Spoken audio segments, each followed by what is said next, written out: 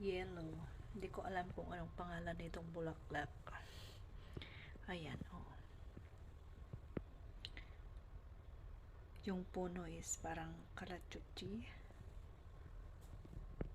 Oh, rare siya. Once a year na mamulaklak to. Ayan, ang ganda ng bulaklak. Oh. Yellow.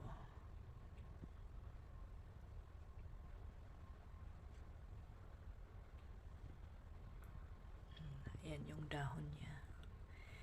Para siyang kalachuchi, pero hindi naman, amuyin ko nga.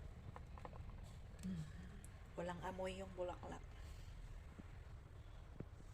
Ayan, o diba? Mahal po yan. Expensive yan nung binili ni Amo. Ganda ng puno. Ayan.